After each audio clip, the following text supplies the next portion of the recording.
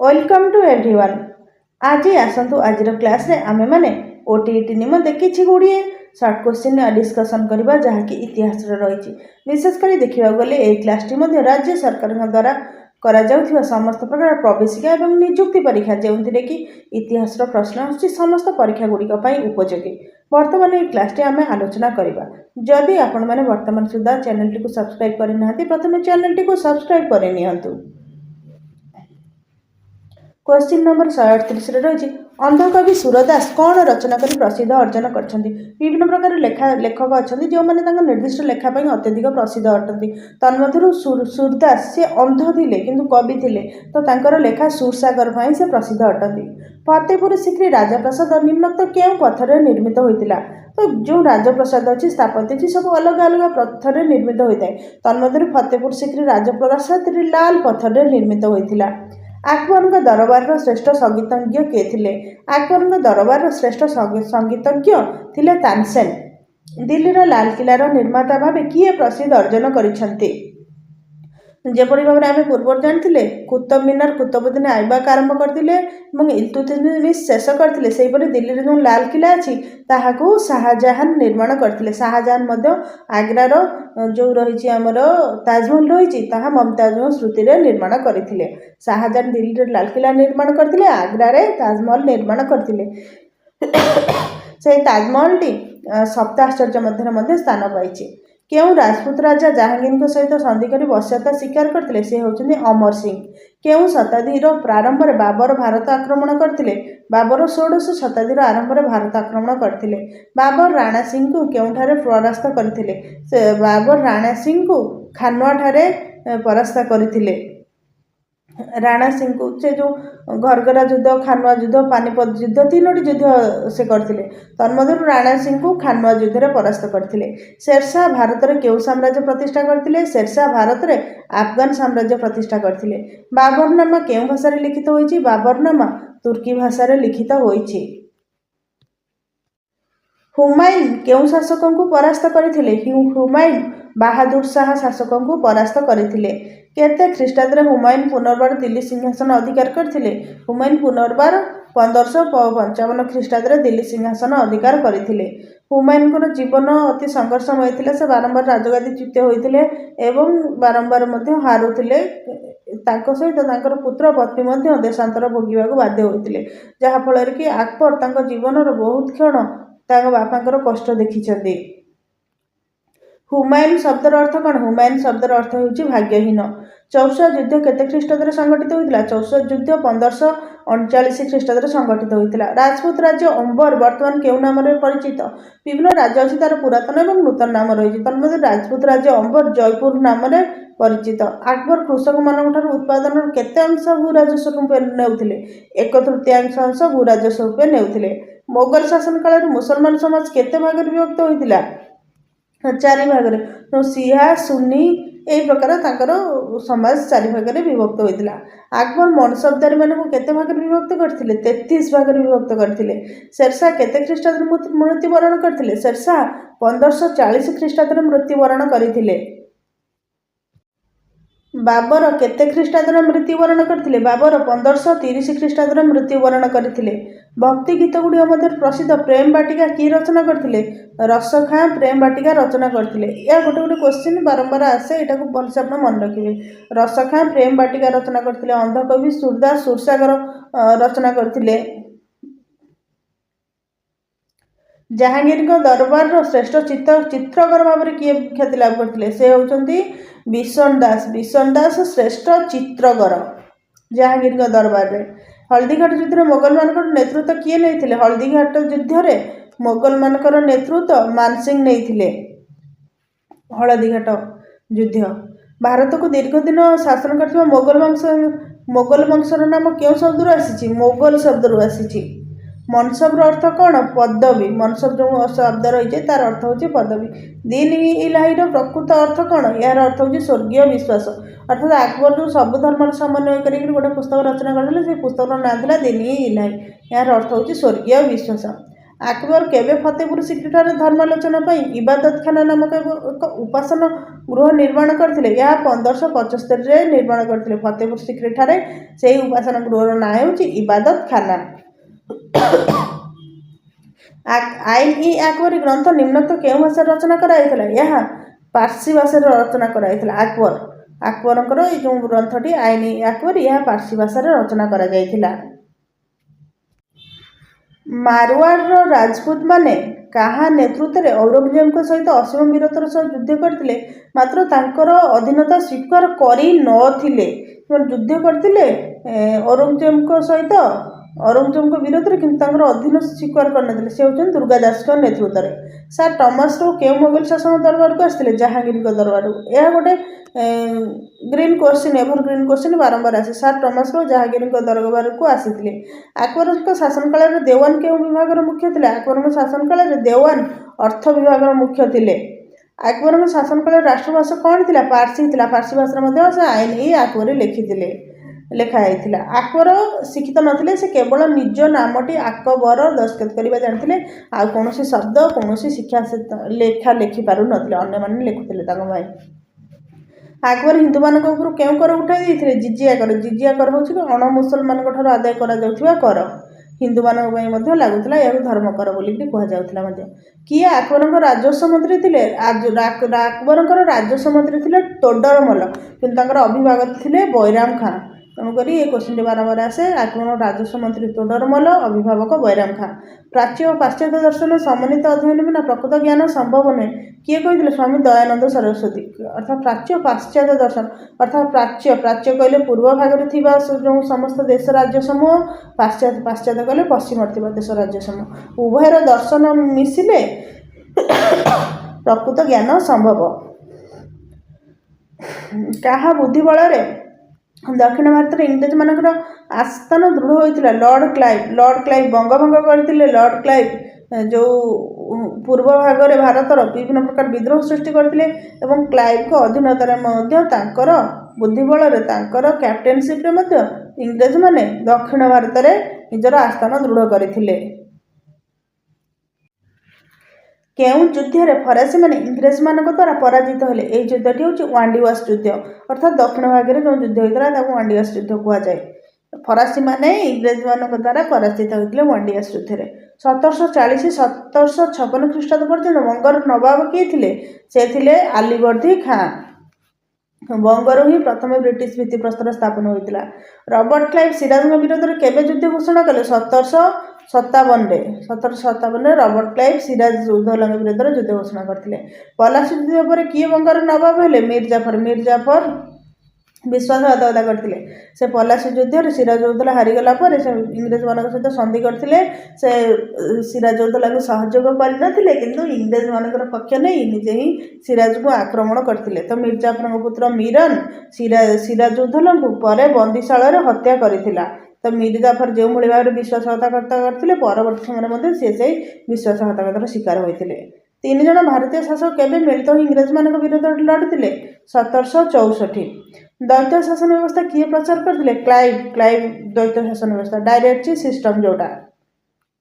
ହାଇଦର ଅଲି କେଉଁଠିକାର ଶାସକ ଥିଲେ? ହାଇଦର ଅଲି ମହୀଶୂରର ଶାସକ ଥିଲେ। ଇଂରେଜମାନେ କେବେ ହାଇଦର ଅଲିଙ୍କ ସହିତ ସନ୍ଧି କଲେ? 1769। ହାଇଦର ଅଲିଙ୍କର ପୁତ୍ର ହେଉଛନ୍ତି ଟିପୁ ସୁଲତାନ। କେଉଁ ମସିହାରେ ପଲାସି ଯୁଦ୍ଧ ହୋଇଥିଲା? 1757 ମସିହାରେ ପଲାସି ଯୁଦ୍ଧ ହୋଇଥିଲା। 1757 ମସିହାରେ ବଙ୍ଗର ପଲାସି ନାମକ ସ୍ଥାନରେ ଗୋଟିଏ ଆମ୍ବ ବଗିଚାରେ ଏହି ଯୁଦ୍ଧଟି ହୋଇଥିଲା। ତାହାକୁ ପଲାସି ଯୁଦ୍ଧ କୁହାଯାଏ। କିଏ ସ୍ପିନିଂ ମିଉଲର ଉଦ୍ଭାବକ ଥିଲେ? ଅର୍ଥାତ୍ ଏ ଯେଉଁ ଯେତେବେଳେ ଯନ୍ତ୍ର ଉଦ୍ଭାବନ ହେଲା, ସବୁଜ ବିପ୍ଳବ ଚାଲିଲା, ଯନ୍ତ୍ର ବିପ୍ଳବ ହେଲା, ଯନ୍ତ୍ର ସବୁ ସୃଷ୍ଟି ହେଲା, ସେ ସମୟରେ ସ୍ପିନିଂ ମିଉଲ ମେସିନ୍ ତାକୁ ସାମୁଏଲ କ୍ରମ୍ପଟନ୍ ଉଦ୍ଭାବନ କରିଥିଲେ। ଇଂଲଣ୍ଡରେ ପ୍ରଥମ ଚାର୍ଟର ଆଇନ ପ୍ରଣୀତ ହୋଇଥିଲା 1813ରେ। 1813ରେ ଇଂଲଣ୍ଡରେ ଚାର୍ଟର ଆଇନ ପ୍ରଣୀତ ହୋଇଥିଲା। 1921 ମସିହା ସୁଦ୍ଧା ଦେଶର ମାତ୍ର 22% ମହିଳା ଶିକ୍ଷାଲାଭ କରିଥିଲେ। 1921 ମସିହା ସୁଦ୍ଧା। କଟକର ପ୍ରଥମ ରେଭେନ୍ସା ହିନ୍ଦୁ ବାଳିକା ବିଦ୍ୟାଳୟ 1873ରେ ସ୍ଥାପନ ହୋଇଥିଲା। ପ୍ରଥମ ବାଳିକା ବିଦ୍ୟାଳୟ କଟକରେ 1873। ବାଲେଶ୍ୱର ନିକଟରେ ଶିଳ୍ପ ତାଲିମ ସ୍କୁଲ 1884ରେ ପ୍ରତିଷ୍ଠା ହୋଇଥିଲା। ଇଂରେଜ ସରକାର କେଉଁଠାରେ ଇଞ୍ଜିନିୟରିଂ କଲେଜ ପ୍ରତିଷ୍ଠା କରିଥିଲେ? ପ୍ରଥମେ ଉତ୍ତରପ୍ରଦେଶର ତୁର୍କୀ ନୁହେଁ, ଏଟା ରୁର୍କି। उत्तरप्रदेश रुड़की ठारे प्रथम इंजीनियरिंग कॉलेज प्रतिष्ठा होता। कटक स्थापित होता सर्विस स्कूल पर केउं स्कूल रे परिणत होता परवर्ती समय इंजीनियरिंग स्कूल रे परिणत होता और वर्तमान तार नाम हूँ Bhubanananda Bose engineering school of management जो बोस जोड़ा कहुए भुवनानंद स्कूल ये पिलाने इंजीनियरिंग शिक्षा करता सहित अन्य वैषयिक शिक्षा रही। इंग्रेज मान समय केउं प्रथा लोक मध्य भेदभाव सृष्टि कर सहायक होता इंग्रेज मान समय जाति प्रथाटा लोक मध्य भेदभाव सृष्टि कर सहायक होता ताहार फायदा उठाई इंग्रेज मैंने किंतु परवर्त समय से विधवा विवाह प्रथा नरबली प्रथा सतीदाह प्रथा यही सब विधवा विवाह प्रथा को प्रचलन कराई नरबली प्रथा को बंद करते सतीदाह प्रथा को बंद करते। ब्राह्म समाजर शाखा केउठारे गठित होता ब्राह्म समाजर शाखा मांद्राज और बॉम्बे ठारे गठित होता।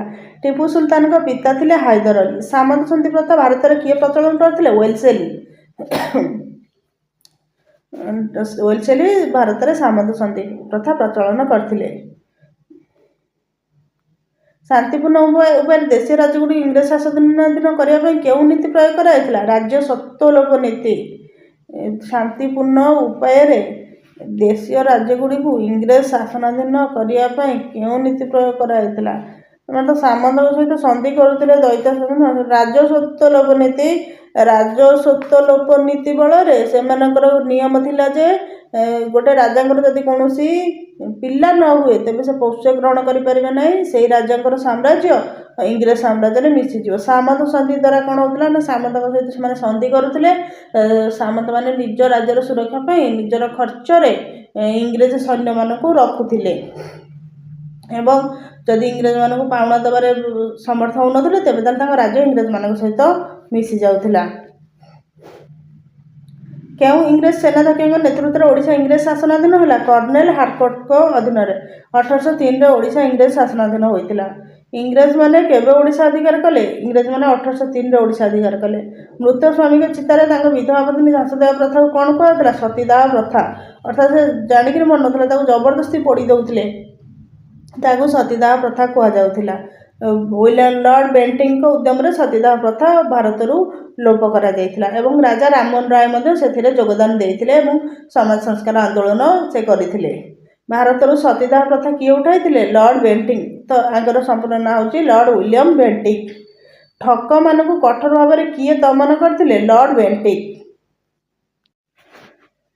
केबे विधवा विवाह आईन प्रचलन करागला 1856 1856 विधवा विवाह आईन प्रचलन करागला। से कम एज गोटे छोट छुआ को बाहा कर दौले गोटे वयस्क लोक सहित से लोकटी आदर वृद्ध हो रोग में मरी जाऊला कि झीटर जीवन नष्ट होता ना ना कि इंग्रेज मैंने देखले यहाँ गोटे कुप्रथा ताकि दूर करते 1856 विधवा विवाह आईन प्रचलन करागला। सिपाही विद्रोह फल भारत क्यों शासन लोप पाइला सिपाही विद्रोह फल भारत ईस्ट इंडिया कंपनी शासन लोप पाइला जो सिपाही मैंने विद्रोह कले बंगरे जो विद्रोह होता मंगल पांडे बंगर बाराकपुर ठारे से जो विद्रोह करते जानते से जो गुड़ी रे गाई और घुषुर चर्बी मिसी जो विद्रोह है इंग्रेज जो राणी थी राणी को कान गला तो तापर भारत में डायरेक्ट सिस्टम द्वैत शासन व्यवस्था करने राणी और पार्लियामेंट निष्पत्ति नहीं। भू राजस्व वृद्धि चिरस्थायी बंदोबस्त किए प्रचलन करते कॉर्नवालिस। भारत प्रथम रेल चलाचल केउठारू करा बॉम्बे रु थाने पर्यंत अर्थात बॉम्बे रु थाने पर्यंत प्रथम रेल चली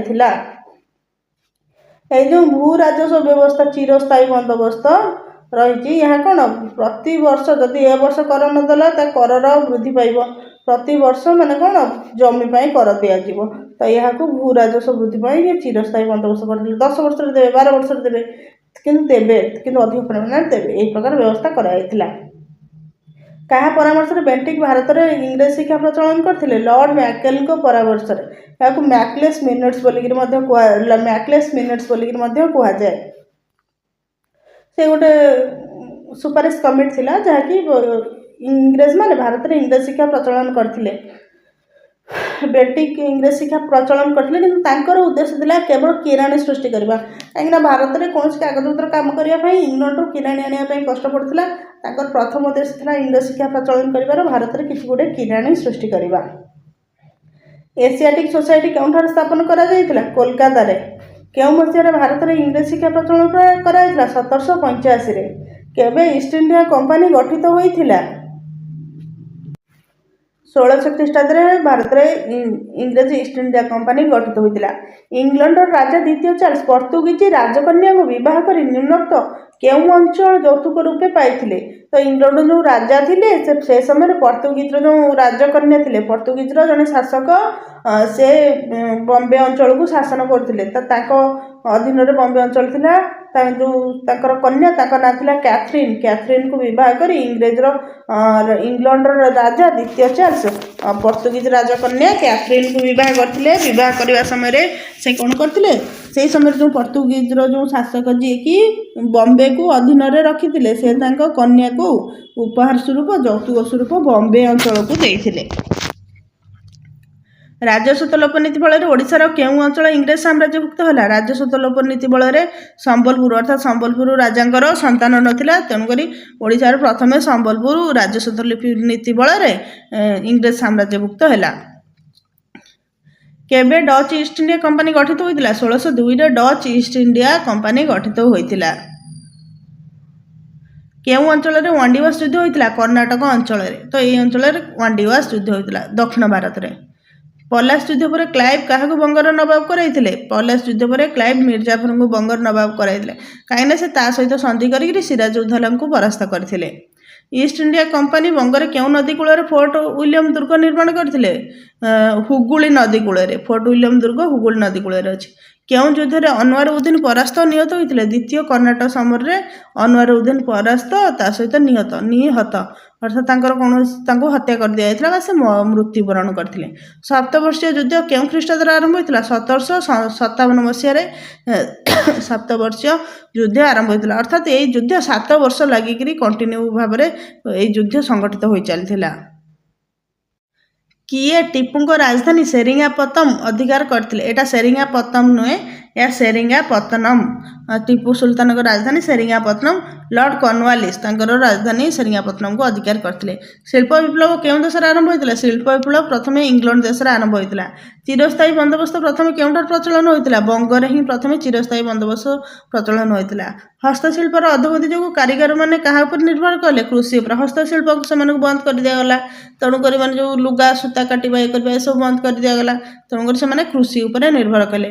केउं शताब्दी शिल्प विप्लव आरंभ होता 19 शताब्दी शिल्प विप्लव आरंभ होता 19 कहले के 1900 शताब्दी शिल्प विप्लव आरंभ होता। भारतर प्रथम लुगाकल केउंठार स्थापित होता बॉम्बे।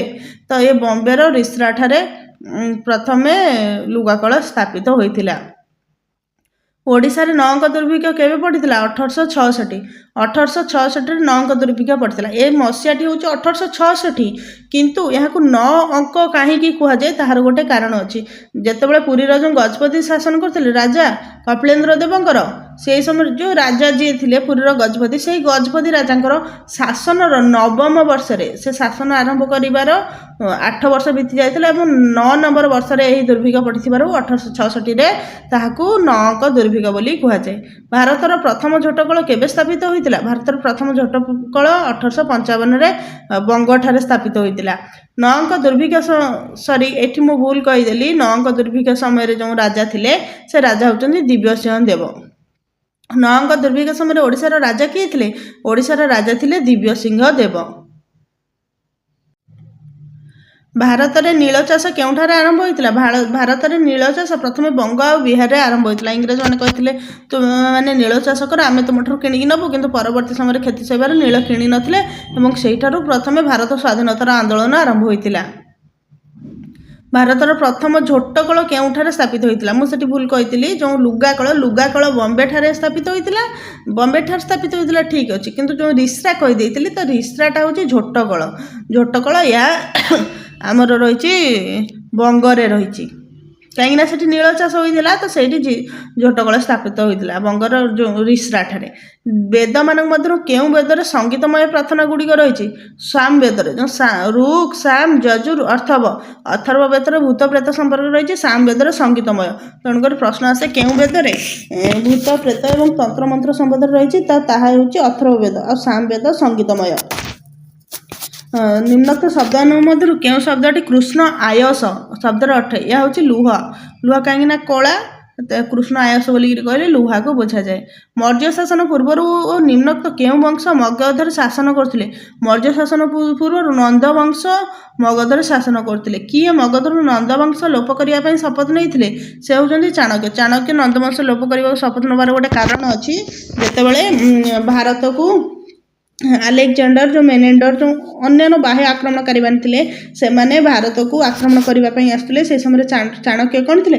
ଚାଣକ୍ୟ ବହୁତ ଜଣେ ବିଦ୍ୱାନ ଥିଲେ। ସେ ତକ୍ଷଶିଳାରେ ଅଧ୍ୟୟନ କରିଥିଲେ, ତା ସହିତ ପିଲାମାନଙ୍କୁ ମଧ୍ୟ ଶିକ୍ଷାଦାନ କରୁଥିଲେ। କିନ୍ତୁ ସେ ଜାଣିବାକୁ ପାଇଥିଲେ ଯେତେବେଳେ ଆସିଛନ୍ତି ଅନ୍ୟ ରାଜ୍ୟରୁ ଯେଉଁ ଆସିଛନ୍ତି ଶତ୍ରୁଗଣ ଭାରତକୁ ଆକ୍ରମଣ କରିବା ପାଇଁ, ସେ ଯାଇଥିଲେ ମଗଧ ଯାଇଥିଲେ।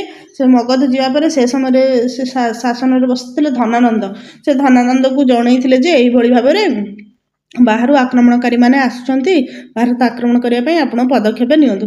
କିନ୍ତୁ ତାଙ୍କ କଥାକୁ ଧନାନନ୍ଦ ନ ଶୁଣି ହସରେ ଉଡ଼େଇ ଦେଇଥିଲା। ଆଉ ସେ ଯେଉଁ ବ୍ରାହ୍ମଣ ଥିଲା ତାଙ୍କୁ ବିଭିନ୍ନ ତାଚ୍ଛଲ୍ୟ କରିକିରି କହିଥିଲା।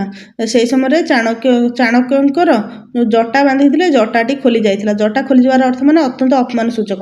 ତ ସେହି ସମୟରେ ଚାଣକ୍ୟ କ'ଣ କରିଥିଲେ? ପ୍ରତିଜ୍ଞା କରି ଆସିଥିଲେ ଯେ ଧନାନନ୍ଦକୁ ସେ ମଗଧର ଗାଦିରୁ ହଟାଇବେ। ତାପରେ ସମୟକ୍ରମ ଅନୁସାରେ କିଭଳି ଭାବରେ ଚନ୍ଦ୍ରଗୁପ୍ତ ମୌର୍ଯ୍ୟଙ୍କୁ ଚାଣକ୍ୟ ମଗଧର ରାଜା କରାଇଥିଲେ ତାହା ସମସ୍ତଙ୍କୁ ଜଣାଅଛି। ତେଣୁକରି ଏଇ କାରଣରୁ ହିଁ ଚାଣକ୍ୟ ମଗଧରୁ ନନ୍ଦ ବଂଶ ଲୋପ କରିବା ପାଇଁ ଶପଥ ନେଇଥିଲେ। ନନ୍ଦ ବଂଶ ଶାସକଙ୍କ ସମ୍ମୁଖୀନ ହେବା ପାଇଁ ଚନ୍ଦ୍ରଗୁପ୍ତ ନିମ୍ନୋକ୍ତ ଅଞ୍ଚଳ ମଧ୍ୟରୁ କେଉଁ ଅଞ୍ଚଳ ଦୁର୍ଦ୍ଧର୍ଷ ଜାତି ଓ ଉପଜାତିର ଲୋକମାନଙ୍କୁ ନେଇ ଏକ ଶକ୍ତିଶାଳୀ ସୈନ୍ୟବାହିନୀ ଗଠନ କରିଥିଲେ? ସେ ପଞ୍ଜାବ ଅଞ୍ଚଳରୁ। ମୌର୍ଯ୍ୟ ସାମ୍ରାଜ୍ୟ ଓ ଶାସନ ସମ୍ବନ୍ଧୀୟ ସମସ୍ତ ତଥ୍ୟ ମେଘାସ୍ତିନିସ୍ ଓ ଚାଣକ୍ୟଙ୍କ ଦ୍ୱାରା ଲିଖିତ କେଉଁ ଗ୍ରନ୍ଥରୁ ମିଳିପାରିଛି? ଯେଉଁ ସବୁ ଆସିଛନ୍ତି ପରିବ୍ରାଜକମାନେ, ସେମାନଙ୍କର ମୂଳ ଉଦ୍ଦେଶ୍ୟ ହେଉଛି ଧର୍ମ ସମ୍ବନ୍ଧରେ ଲେଖିଥାନ୍ତି, କିନ୍ତୁ ତଥାପି ମଧ୍ୟ ସେଥିରେ ସେମାନେ ସେହି ସମୟର ରାଜା ଏବଂ ତାଙ୍କର ରାଜ୍ୟରେ ଚାଲିଥିବା ଶାସନ ଏବଂ କାର୍ଯ୍ୟକଳାପକୁ ଲିପିବଦ୍ଧ କରିଥାନ୍ତି। ତନ୍ମଧ୍ୟରୁ ଯେଉଁ ମୌର୍ଯ୍ୟ ଶାସନ ରହିଛି, ମୌର୍ଯ୍ୟ ଶାସନ ସମୟର ଯେଉଁ ଯାହା କିଛି ଘଟଣା ଘଟିଥିଲା ତାହା ଆମେ ମେଘାସ୍ତିନିସ୍ ଯେଉଁ ଆସିଥିଲେ, ମେଘାସ୍ତିନିସ୍ଙ୍କର ଯେଉଁ ଗ୍ରନ୍ଥ ରହିଛି ଇଣ୍ଡିକା ଏବଂ କୌଟିଲ୍ୟ, ଚାଣକ୍ୟଙ୍କର ଯେଉଁ ଗ୍ରନ୍ଥ ରହିଛି ଯାହାର ନାଁ ହେଉଛି ଅର୍ଥଶାସ୍ତ୍ର, ଏହି ଗ୍ରନ୍ଥ ଦୁଇଟାରୁ ଆମେ ମୌର୍ଯ୍ୟ ସାମ୍ରାଜ୍ୟ ଆଉ ଶାସନ ସମ୍ବନ୍ଧରେ ଆମେ ଜାଣିପାରୁଛେ। ଚନ୍ଦ୍ରଗୁପ୍ତ ମୌର୍ଯ୍ୟ କେଉଁ ବ୍ୟକ୍ତିଙ୍କୁ ପରାସ୍ତ କରି କାବୁଲ, କାନ୍ଦାହାର, ଏଟା ହେରାର ନୁହେଁ, ଏଟା ହେଉଛି ବେରାର ଓ ବେଲୁଚିସ୍ତାନ ପ୍ରଭୃତି ଅଞ୍ଚଳ ନିଜ ରାଜ୍ୟରେ ମିଶାଇଥିଲେ? ସେ ହେଉଛନ୍ତି ସେଲ୍ୟୁସ୍ ନିକ୍ତର। ସେଲ୍ୟୁସ୍ ନିକ୍ତରଙ୍କୁ ସେ ପରାସ୍ତ କରି ଏସବୁ ଅଞ୍ଚଳ ନିଜ ଅଞ୍ଚଳରେ ମିଶାଇଥିଲେ। ଚନ୍ଦ୍ରଗୁପ୍ତ ମୌର୍ଯ୍ୟଙ୍କ ସମୟରେ ମୌର୍ଯ୍ୟ ସାମ୍ରାଜ୍ୟ ଉତ୍ତର ପଶ୍ଚିମରେ ପାରସ୍ୟ ପର୍ଯ୍ୟନ୍ତ, ଉତ୍ତର ପଶ୍ଚିମ ବୋଲିକିରି କହିଲେ କ'ଣ? ଉତ୍ତର ଦିଗ ଏଇପଟେ, ପଶ୍ଚିମ କହିଲେ ଏପଟେ। ଉତ୍ତର ପଶ୍ଚିମରେ ପାରସ୍ୟ ପର୍ଯ୍ୟନ୍ତ, ପୂର୍ବରେ ବିହାର ପର୍ଯ୍ୟନ୍ତ, ପଶ୍ଚିମ ସୌରାଷ୍ଟ୍ର, ପୂର୍ବ ପଶ୍ଚିମରେ ସୌରାଷ୍ଟ୍ର, ଦକ୍ଷିଣରେ କର୍ଣ୍ଣାଟକ ପର୍ଯ୍ୟନ୍ତ ବ୍ୟାପିଥିଲା। ତ ଏଠୁ ଦେଖନ୍ତୁ ଏତେ ବଡ଼ ସାମ୍ରାଜ୍ୟ, ନାଇଁ ଏତେ ବଡ଼ ସାମ୍ରାଜ୍ୟ, ସୌରାଷ୍ଟ୍ର ମାନେ ମହାରାଷ୍ଟ୍ର ପାଖାପାଖି ଏଠି ଏତେ ବଡ଼ ସାମ୍ରାଜ୍ୟ ବ୍ୟାପିଥିଲା। ତ ଏତେ ବଡ଼ ସାମ୍ରାଜ୍ୟର ରାଜଧାନୀ କେଉଁଠି ଥିଲା? ଏ ସାମ୍ରାଜ୍ୟର ରାଜଧାନୀ ପାଟଳିପୁତ୍ର ଥିଲା। ପାଟଳିପୁତ୍ର ବିହାରର ବର୍ତ୍ତମାନ ତାହାକୁ ପାଟନା ବୋଲିକିରି ଆମେ ଚିହ୍ନିତ କରିଥାଉ। ଚନ୍ଦ୍ରଗୁପ୍ତ ମୌର୍ଯ୍ୟ କେତେ ବର୍ଷ କାଳ ରାଜତ୍ୱ କରିଥିଲେ? ସେ 25 ବର୍ଷ କାଳ ରାଜତ୍ୱ କରିଥିଲେ। କେଉଁ ସମୟରେ ଚନ୍ଦ୍ରଗୁପ୍ତ ମୌର୍ଯ୍ୟ ପ୍ରାଣତ୍ୟାଗ କରିଥିଲେ? ଖ୍ରୀଷ୍ଟପୂର୍ବ 297। ବର୍ତ୍ତମାନ ଦେଖନ୍ତୁ ଖ୍ରୀଷ୍ଟପୂର୍ବ, ଖ୍ରୀଷ୍ଟାବ୍ଦ, ଏହା ମଧ୍ୟରେ ପାର୍ଥକ୍ୟ ହେଉଛି ଯୀଶୁଖ୍ରୀଷ୍ଟ ଜନ୍ମ ହେବାର ପୂର୍ବ ସମୟକୁ ଖ୍ରୀଷ୍ଟପୂର୍ବ କୁହାଯାଏ ଏବଂ ଜନ୍ମ ହେବାର ପର ସମୟକୁ ଖ୍ରୀଷ୍ଟାବ୍ଦ କୁହାଯାଏ। ତେଣୁକରି ଯୀଶୁଖ୍ରୀଷ୍ଟଙ୍କ ଜନ୍ମ ପୂର୍ବର ଘଟଣା ଇଏ। ଖ୍ରୀଷ୍ଟପୂର୍ବ 297ରେ ଚନ୍ଦ୍ରଗୁପ୍ତ ମୌର୍ଯ୍ୟ ପ୍ରାଣତ୍ୟାଗ କରିଥିଲେ। ସୁବର୍ଣ୍ଣରେଖା ନଦୀଠାରୁ ଗୋଦାବରୀ ନଦୀ ପର୍ଯ୍ୟନ୍ତ ସୁବିସ୍ତୃତ ପୂର୍ବ ସାଗରର ଉପକୂଳବର୍ତ୍ତୀ ଅଞ୍ଚଳ କେଉଁ ରାଷ୍ଟ୍ର ଅନ୍ତର୍ଭୁକ୍ତ ଥିଲା? ସୁବର୍ଣ୍ଣରେଖା ନଦୀଠାରୁ ଗୋଦାବରୀ ପର୍ଯ୍ୟନ୍ତ କେଉଁ ଅଞ୍ଚଳରେ ଥିଲା? ଏହା କଳିଙ୍ଗ ଅଞ୍ଚଳରେ ଯାଉଥିଲା। ପରବର୍ତ୍ତୀ ବୈଦିକ ଯୁଗରେ ରାଷ୍ଟ୍ରଗୁଡ଼ିକ ଏକ ଭୌଗୋଳିକ ସୀମା ମଧ୍ୟରେ ଆବଦ୍ଧ ହେଲେ। ଏହାକୁ କ'ଣ କୁହାଗଲା? ଜନପଦ। ଜନପଦ ବୋଲିକିରି କହିଲେ କ'ଣ? ମାନେ ଗୋଟେ ନିର୍ଦ୍ଦିଷ୍ଟ ଏରିଆରେ ଥିବା ତାଙ୍କୁ ଜନପଦ ବୋଲିକିରି କୁହାଗଲା। ନିର୍ଦ୍ଦିଷ୍ଟ ଭୌଗୋଳିକ ସୀମା ମଧ୍ୟରେ ସେମାନେ ଆବଦ୍ଧ ହେଲେ। ଋଗ୍ବେଦୀୟ ଯୁଗରେ କାହାକୁ ରାଜନ କୁହାଯାଉଥିଲା? ଋଗ୍ବେଦୀୟ ଯୁଗରେ ରାଷ୍ଟ୍ରର ମୁଖ୍ୟଙ୍କୁ ରାଜନ ବୋଲିକିରି କୁହାଯାଉଥିଲା। ପରବର୍ତ୍ତୀ ସମୟରେ ରାଜା, ଶାସକ, ବର୍ତ୍ତମାନ ସମୟରେ ରାଷ୍ଟ୍ରପତି, ପ୍ରଧାନମନ୍ତ୍ରୀ, ଏଇଭଳି ଭାବରେ ନାମ ପରିବର୍ତ୍ତନ ହୋଇଚାଲିଛି ସମୟକ୍ରମରେ। ଖ୍ରୀଷ୍ଟପୂର୍ବ କେତେ ଶତାବ୍ଦୀ ବେଳକୁ ଜନପଦ ଗୁଡ଼ିକ ସୀମା ବୃଦ୍ଧି ଘଟି କେତେକ ଜନପଦକୁ ମହାଜନପଦ କୁହାଗଲା। ଅର୍ଥାତ୍ ଛୋଟ ଛୋଟ ଜନପଦ ଥିଲା, ତାର ସୀମା ବଢ଼ି ବଢ଼ି ବଢ଼ି ତାକୁ ମହାଜନପଦ କୁହାଗଲା ଷଷ୍ଠ ଶତାବ୍ଦୀ ବେଳକୁ। ଏଇଟା ଚନ୍ଦ୍ରଗୁପ୍ତ ମୌର୍ଯ୍ୟଙ୍କ ସମୟ ପରେ। ବୌଦ୍ଧ ଗ୍ରନ୍ଥରୁ ଖ୍ରୀଷ୍ଟପୂର୍ବ 600 ଶତାବ୍ଦୀ ବେଳକୁ ଉତ୍ତର ଭାରତରେ କେତୋଟି ମହାଜନପଦ ଥିବାର ସୂଚନା ମିଳେ? 16ଟି ମହାଜନପଦ। ଏହା ଚନ୍ଦ୍ରଗୁପ୍ତ ମୌର୍ଯ୍ୟଙ୍କ ସମୟର। ପ୍ରଥମେ ଜନପଦ ଥିଲା, ତାପରେ ତାକୁ ମହାଜନପଦ କୁହାଗଲା। 16ଟି ମହାଜନପଦ ଥିଲା ଚନ୍ଦ୍ରଗୁପ୍ତ ମୌର୍ଯ୍ୟଙ୍କ ସମୟରେ। ଏଇଟା କେଉଁ ରାଜାଙ୍କ ଅଧୀନରେ ମଗଧ ମହାଜନପଦ ଗୁଡ଼ିକୁ ଅଧିକାର କରି ଏକ ଶକ୍ତିଶାଳୀ ରାଷ୍ଟ୍ରରେ ପରିଣତ କଲେ? ଅଲଗା ସବୁ ଜନପଦ ଥିଲା, ତ କେଉଁ ରାଜାଙ୍କ ସମୟରେ? ସେ ହେଉଛନ୍ତି ଅଜାତଶତ୍ରୁ। ପ୍ରଥମେ ଆସିଲେ କିଏ? ମଗଧରେ ପ୍ରଥମେ ଆସିଲେ ଚନ୍ଦ୍ରଗୁପ୍ତ ମୌର୍ଯ୍ୟ, ବିମ୍ବିସାର, ତାପରେ ଅଜାତଶତ୍ରୁ। ଚନ୍ଦ୍ରଗୁପ୍ତ ସି, ବିମ୍ବିସାର ବି, ଅଜାତଶତ୍ରୁ ଏ। ମାନେ ଆଲଫାବେଟିକ୍ ଲେଟର ଇଂଲିଶର ରିଭର୍ସ ଫର୍ମରେ ରହିଛି। ଏ ବି ସି ଡି ଆମେ ପଢ଼ିଥାଉ, କିନ୍ତୁ ସି ବି ଏ। ଚନ୍ଦ୍ରଗୁପ୍ତ, ବିମ୍ବିସାର, ଅଜାତଶତ୍ରୁ କ'ଣ କରିଥିଲେ? ମହାଜନପଦକୁ ଅଧିକାର କରି ଗୋଟେ ଶକ୍ତିଶାଳୀ ମଗଧ ରାଷ୍ଟ୍ରକୁ ପରିଣତ କରିଥିଲେ। ଅଜାତଶତ୍ରୁଙ୍କ ନେତୃତ୍ୱରେ ମଧ୍ୟ ବୌଦ୍ଧ ମହାସଭା ବୌଦ୍ଧ ସମ୍ମିଳନୀ ବସିଥିଲା। ମହାଜନପଦରେ ଶାସକ ବା ରାଜାମାନେ ନିଜର ଶକ୍ତି ବୃଦ୍ଧି ପାଇଁ କେଉଁ ବ୍ୟବସ୍ଥା ଗ୍ରହଣ କରୁଥିଲେ? ସେ ରାଜସ୍ୱ ଆଉ ଅଶ୍ୱମେଧ ଯଜ୍ଞ କରୁଥିଲେ। ରାଜସ୍ୱ ଯଜ୍ଞ କଲେ, ସବୁ ରାଜାମାନଙ୍କ ସହିତ ମିତ୍ରତା କରିଥିଲେ। ଅଶ୍ୱମେଧ ଯଜ୍ଞ କଲେ, ତାଙ୍କର ଯେଉଁ ଯଜ୍ଞର ଗୋଟେ ଅଶ୍ଵ ବଳି ଦିଆଯିବ ବା ଘୋଡ଼ା ବଳି ଦିଆଯିବ। ସେ ଘୋଡ଼ାକୁ ଛାଡ଼ି ଦିଆଯିବ। ସେ ଘୋଡ଼ାଟି ଯେତିକି ଏରିଆ ବୁଲିକିରି ଆସିକିରି ଯଜ୍ଞସ୍ଥଳରେ ପହଞ୍ଚିବ, ସେ ଜାଣି ନେବେ ଯେ ସେଇ ଅଞ୍ଚଳ ତାଙ୍କ ଅଧିକାର ରହିଲା, ବା ସେଇ ଯେଉଁ ଅଞ୍ଚଳର ରାଜାମାନେ ତାଙ୍କର ବନ୍ଧୁତା ସ୍ୱୀକାର କଲେ। କିନ୍ତୁ ଯଦି କେହି ତାହାକୁ ପ୍ରତିରୋଧ କରେ, ତେବେ ତାଙ୍କ ସହିତ ଯୁଦ୍ଧ ହେଉଥିଲା। ଶେଷରେ ସେଇ ଅଶ୍ୱଟି ଯଜ୍ଞସ୍ଥଳରେ ପହଞ୍ଚିବା ପରେ ଯଜ୍ଞରେ ତାହାକୁ ବଳି ଦିଆଯାଉଥିଲା। ଚନ୍ଦ୍ରଗୁପ୍ତ ମୌର୍ଯ୍ୟଙ୍କ ପରେ ମଗଧର ସିଂହାସନରେ କିଏ ଅଭିଷିକ୍ତ ହୋଇଥିଲେ? ବିନ୍ଦୁସାର। ତାଙ୍କୁ ବିନ୍ଦୁସାର କୁହାଯାଏ, ତାଙ୍କୁ ବିମ୍ବିସାର ବୋଲିକିରି ମଧ୍ୟ କୁହାଯାଏ। ଏହାର କାରଣ ମଧ୍ୟ ରହିଛି। ଯେତେବେଳେ ଚନ୍ଦ୍ରଗୁପ୍ତ ମୌର୍ଯ୍ୟ ମଗଧର ସିଂହାସନରେ ବସିଲେ, ସେତେବେଳେ ମଗଧର ସିଂହାସନ ଗୋଟେ ଫୁଲର ସଜ୍ଜା ନଥିଲା, କଣ୍ଟକିତ ପଥ ଥିଲା। ଚାଣକ୍ୟ ତାଙ୍କୁ ପ୍ରତିଦିନ ଖାଇବାରେ ଟିକେ ମିଶେଇକିରି ବିଷ ଦେଉଥିଲେ। ସବୁବେଳେ ଏକାଥରେ ଦେଉନଥିଲେ, ତାଙ୍କ ଅଜାଣତରେ। କାହିଁକିନା ଚନ୍ଦ୍ରଗୁପ୍ତଙ୍କ ଶରୀରରେ ବିଷର ପରିମାଣ ସେତିକି ଥିବ ଯେ ଯଦି ତାଙ୍କୁ କେହି ବିଷ ଦେଇ ମାରିବାକୁ ଚେଷ୍ଟା କରେ, ତେବେ ତାହେଲେ ତା ମରିବେନି। କାହିଁକିନା ତାଙ୍କ ଶରୀରରେ ଆଗରୁ ବିଷ ଜରିକିରି ଥିବ, କୌଣସି ପ୍ରତିକ୍ରିୟା ହେବ ନାହିଁ। এই কথাটা ଚନ୍ଦ୍ରଗୁପ୍ତ ମୌର୍ଯ୍ୟଙ୍କର ସ୍ତ୍ରୀ ଜାଣିନଥିଲେ। ତାଙ୍କ ସ୍ତ୍ରୀ ଥରେ କ'ଣ କଲେ, ଗର୍ଭବତୀ ଥିଲେ ତାଙ୍କ ସ୍ତ୍ରୀ, ସେହି ସମୟରେ ସେ ତାଙ୍କ ସହିତ ଖାଇବା ପାଇଁ ବସିଗଲେ। ଏକଥା ଚାଣକ୍ୟ ଜାଣିନଥିଲେ। ଚାଣକ୍ୟ ଏକାଥରେ ଜଣେ ଅର୍ଥନୀତିଜ୍ଞ, ତା ସହିତ ଜଣେ ବେଦଜ୍ଞ ଥିଲେ, ତା ସହିତ ସେ ଜଣେ ଚିକିତ୍ସା ଶାସ୍ତ୍ରର ଦୃଢ଼ ଚିକିତ୍ସକ ମଧ୍ୟ ଥିଲେ। ସେ ଚିକିତ୍ସା ଶାସ୍ତ୍ର ଜାଣିଥିଲେ। ବୈଦ୍ୟ ବୋଲିକିରି ଯାହାକୁ କୁହାଯାଏ, ସେ ବୈଦ୍ୟ ମଧ୍ୟ ଥିଲେ। ତାପରେ ଚନ୍ଦ୍ରଗୁପ୍ତ ମୌର୍ଯ୍ୟଙ୍କର ସ୍ତ୍ରୀ କ'ଣ କଲେ, ତାଙ୍କ ସହିତ ଖାଇବାକୁ ବସିଗଲେ। ଯେତେବେଳେ ଖାଇବାକୁ ବସିଗଲେ, ସେ ଖାଇ ଦେଇଛନ୍ତି। ଚନ୍ଦ୍ରଗୁପ୍ତ ଖାଇକି ଅଭ୍ୟାସ ହେଇଯାଇଛି ନା। ଚାଣକ୍ୟ ଧୀରେ ଧୀରେ ବିଷର ପରିମାଣ ବଢ଼ାଉଛନ୍ତି। ତାଙ୍କ ସ୍ତ୍ରୀ ଯେତେବେଳେ ହଠାତ୍ ଖାଇଦେଲେ, ତାଙ୍କ ଶରୀରରେ ସେ ବିଷ ଚରିଗଲା। ସେ ବିଷର ଜ୍ୱାଳାଟା ତାଙ୍କ ଶରୀର ସହ୍ୟ କରିପାରିଲାନି, ଯାହାଫଳରେ କି ତାଙ୍କ ସ୍ତ୍ରୀଙ୍କ ଶରୀର ଅତି ଅସୁସ୍ଥ ହୋଇଯାଇଥିଲା ଏବଂ ତାଙ୍କର ମୃତ୍ୟୁ ମଧ୍ୟ ହୋଇଥିଲା। କିନ୍ତୁ ସେହି ସମୟରେ ଚାଣକ୍ୟ ଏମିତି ଜଣେ ବୈଦ୍ୟ ଥିଲେ, ତାଙ୍କ ସ୍ତ୍ରୀଙ୍କର ମୃତ୍ୟୁ ପରେ ମଧ୍ୟ ସେ କ'ଣ କରିଥିଲେ ନା, ତାଙ୍କର ପୁତ୍ରକୁ, ଯେ ବିନ୍ଦୁସାର, ଚନ୍ଦ୍ରଗୁପ୍ତଙ୍କ ପୁତ୍ର ବିନ୍ଦୁସାରଙ୍କୁ ତାଙ୍କ ମାଆଙ୍କର ପେଟକୁ କାଟିକିରି ବାହାର କରି ଆଣିଥିଲେ। ତାଙ୍କ ମାଆଙ୍କ ପେଟକୁ କାଟିକିରି ବାହାର କରି ଆଣିଥିଲେ, କିନ୍ତୁ ବିଷର ପ୍ରଭାବରେ ତାଙ୍କ ଶରୀରରେ ବିନ୍ଦୁ ବିନ୍ଦୁ ହୋଇଯାଇଥିଲା। ସେଥିପାଇଁ ତାଙ୍କୁ ବିନ୍ଦୁସାର ବୋଲି କୁହାଯାଏ, ବିମ୍ବିସାର ବୋଲି ମଧ୍ୟ କୁହାଯାଏ। କିନ୍ତୁ ପରବର୍ତ୍ତୀ ସମୟରେ ଜଣାଯାଏ ଯେ ଏହି ବିନ୍ଦୁସାର ଭ୍ରମାତ୍ମକ ଧାରଣାରେ ପଡ଼ିଥିଲେ। ସେ ନିଜ ମାତା ହତ୍ୟାର ପ୍ରତିଶୋଧ ନେବା ପାଇଁକି ଚନ୍ଦ୍ରଗୁପ୍ତଙ୍କ ଉପରେ ଚାଣକ୍ୟଙ୍କ ଉପରେ ପ୍ରତିଶୋଧ ନେଇଥିଲେ। ଏହା କେତେଦୂର ସତ ମିଛ ତ ବିଭିନ୍ନ ବହିରେ ବିଭିନ୍ନ ଇତିହାସକାର ଅଲଗା ଅଲଗା ବର୍ଣ୍ଣନା କରିଛନ୍ତି, କିନ୍ତୁ ଏହିଭଳି ଭାବରେ ତାଙ୍କର ନାଁ ବିନ୍ଦୁସାର ଦିଆଯାଇଥିଲା। କିଏ ଚନ୍ଦ୍ରଗୁପ୍ତ ମୌର୍ଯ୍ୟଙ୍କ ଦ୍ୱାରା ପରାସ୍ତ ହୋଇ ସନ୍ଧି କରିଥିଲେ? ସେଲ୍ୟୁକସ୍ ନିକ୍ତାର। ସେ ଯେଉଁ ସେଲ୍ୟୁକସ୍ ନିକ୍ତାର ଥିଲେ, ପଞ୍ଜାବ ଅଞ୍ଚଳ, ବେଲୁଚିସ୍ତାନ, ବେରାର, ଏସବୁ ଅଞ୍ଚଳ ଚନ୍ଦ୍ରଗୁପ୍ତ ମୌର୍ଯ୍ୟଙ୍କ ଦ୍ୱାରା ପରାସ୍ତ ହୋଇ ତାଙ୍କୁ ସମର୍ପଣ କରିଥିଲେ। ଗ୍ରୀକ୍ ମାନେ ବିନ୍ଦୁସାରଙ୍କୁ କେଉଁ ଉପାଧି ଦେଇଥିଲେ? ତାଙ୍କୁ ଅମିତ୍ରଘାତ, ଅର୍ଥାତ୍ ସେ ବହୁତ ଘାତକ ଥିଲେ, କିନ୍ତୁ ମିତ୍ରମାନଙ୍କୁ ସେ ଘାତ କରୁନଥିଲେ ବା କଷ୍ଟ ଦେଉନଥିଲେ ବା ହତ୍ୟା କରୁନଥିଲେ। ଅମିତ୍ର, ଯେଉଁମାନେ ଅମିତ୍ର ଥିଲେ, ତାଙ୍କର ମିତ୍ର ନଥିଲେ, ସେଇମାନଙ୍କୁ ସେ ଘାତ କରୁଥିଲେ ବା ହାଣି ଦେଉଥିଲେ, ମାରୁଥିଲେ। ସେଥିପାଇଁ ତାଙ୍କୁ ଉପାଧି ଦେଇଥିଲେ ଗ୍ରୀକ୍ ମାନେ। ବିଶେଷ କରି ଗ୍ରୀକ୍ ମାନଙ୍କୁ ସେ ଦମନ କରିଥିଲେ, ତେଣୁକରି ଗ୍ରୀକ୍ ମାନେ ତାଙ୍କୁ ନାଁ ଦେଇଥିଲେ ଅମିତ୍ରଘାତ। ବିନ୍ଦୁସାର ତାଙ୍କ ରାଜତ୍ୱ କାଳ ମଧ୍ୟରେ କେତେ ଜଣ ରାଜାଙ୍କୁ ପରାସ୍ତ କରି ସେମାନଙ୍କ ରାଜ୍ୟକୁ ମୌର୍ଯ୍ୟ ସାମ୍ରାଜ୍ୟରେ ମିଶାଇଥିଲେ? ସେ ହେଉଛନ୍ତି 16 ଜଣ। 16 ଜଣ ରାଜାଙ୍କୁ ପରାସ୍ତ କରି ତାଙ୍କର ସାମ୍ରାଜ୍ୟକୁ ମଗଧ ସାମ୍ରାଜ୍ୟରେ ମିଶାଇ ଦେଇଥିଲେ। କେଉଁ ସମୟରେ ବିନ୍ଦୁସାରଙ୍କ ପରେ ଅଶୋକ ମୌର୍ଯ୍ୟ ସାମ୍ରାଜ୍ୟର ଶାସକ ହୋଇଥିଲେ? ଖ୍ରୀଷ୍ଟପୂର୍ବ 273ରେ। ମଗଧ ଶାସକମାନଙ୍କ ମଧ୍ୟରୁ କେଉଁ ଶାସକଙ୍କ ନିଷ୍ଠୁର ଭୟଙ୍କର ପ୍ରକୃତି ପାଇଁ ତାଙ୍କୁ ଚଣ୍ଡାଶୋକ ବୋଲି କୁହାଯାଉଛି? ଅଶୋକଙ୍କୁ ତାଙ୍କର ଭୟଙ୍କର ନିଷ୍ଠୁର ପ୍ରକୃତି ପାଇଁ ଚଣ୍ଡାଶୋକ ବୋଲି କୁହାଯାଉଛି, କାହିଁକିନା ସେ କଳିଙ୍ଗର ଯେଉଁ କଳିଙ୍ଗ ଯୁଦ୍ଧ କରିଥିଲେ ସେଇ ଯୁଦ୍ଧରେ ତାଙ୍କୁ ଚଣ୍ଡାଶୋକର ଆଖ୍ୟା ଦିଆଯାଇଥିଲା। ସେ ଏତେ ନିଷ୍ଠୁରତା ପୂର୍ବକ କଳିଙ୍ଗ ଯୁଦ୍ଧ ହୋଇଥିଲା। କଳିଙ୍ଗ ଯୁଦ୍ଧର କାହାଣୀ ଘଟଣା ଗୋଟେ ଅଲଗା କ୍ଲାସରେ ଆମେମାନେ ଆଲୋଚନା କରିବା। ବିନ୍ଦୁସାରଙ୍କ ଶାସନ କାଳରେ କେଉଁ ବିଦ୍ରୋହକୁ ଦମନ କରିବା ପାଇଁ ରାଜକୁମାର ଅଶୋକଙ୍କୁ ପଠାଯାଇଥିଲା? ପ୍ରଥମେ ତକ୍ଷଶିଳା।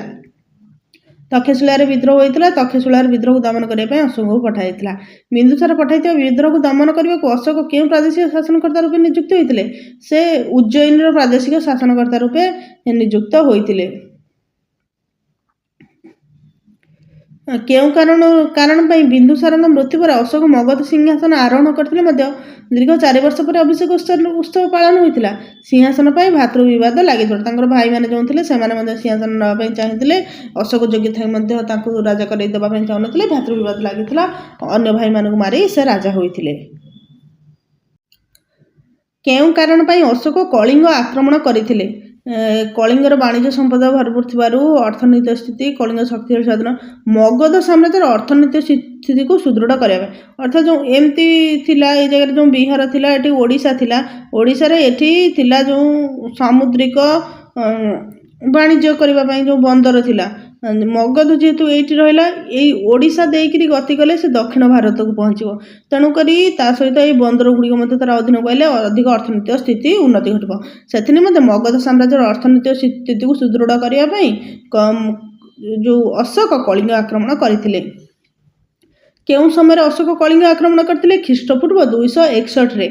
ଖ୍ରୀଷ୍ଟପୂର୍ବ 261ରେ ଅଶୋକ କଳିଙ୍ଗ ଆକ୍ରମଣ କରିଥିଲେ ଏବଂ ଦୟା ନଦୀ କୂଳରେ ଏହି ଯୁଦ୍ଧ ସଂଗଠିତ ହୋଇଥିଲା। କୁହାଯାଏ ଦୟା ନଦୀ ରକ୍ତର ନଦୀ ଭାବରେ ବହିଯାଇଥିଲା। ଅଶୋକଙ୍କ ସେନାବାହିନୀକୁ କେଉଁ ସ୍ଥାନରେ କଳିଙ୍ଗ ସେନାବାହିନୀ ପ୍ରତିରୋଧ କରିଥିଲେ? ଧଉଳି ପାହାଡ଼ ନିକଟ ଦୟା ନଦୀ କୂଳରେ। ବର୍ତ୍ତମାନ ଭୁବନେଶ୍ୱରରେ ତାହା ଦେଖିବାକୁ ମିଳେ।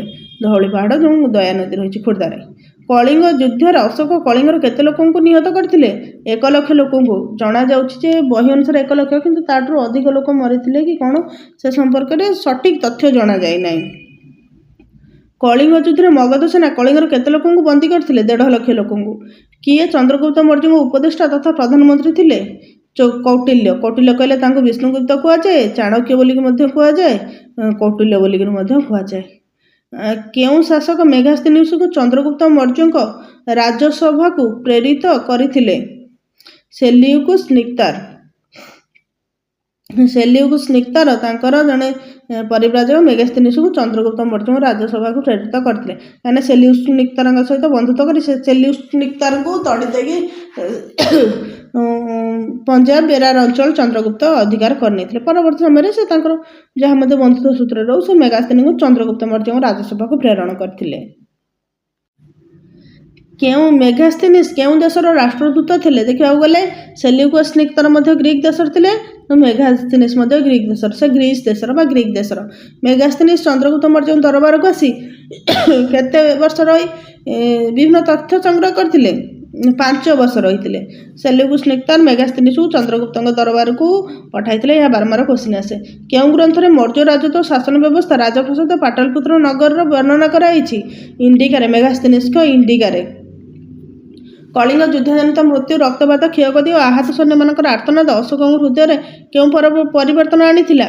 ଅସ୍ତ୍ରତ୍ୟାଗ କରି ଜୀବନରେ ଆଉ ଯୁଦ୍ଧ ନ କରିବାକୁ ସେ ଶପଥ ନେଇଥିଲେ। ତା ସହିତ ବୌଦ୍ଧ ଧର୍ମର ଦୀକ୍ଷା ଗ୍ରହଣ କରିଥିଲେ। କିନ୍ତୁ ବାସ୍ତବରେ ଅସ୍ତ୍ର ସିନା ସେ ତ୍ୟାଗ କରିଥିଲେ, କିନ୍ତୁ ତାଙ୍କର ସୈନ୍ୟବାହିନୀକୁ ସୁଦୃଢ଼ କରି ରଖିଥିଲେ। ଦରକାର ସମୟରେ ସେ ଆକ୍ରମଣ କରିପାରିବେ, ପ୍ରତିରୋଧ କରିପାରିବେ।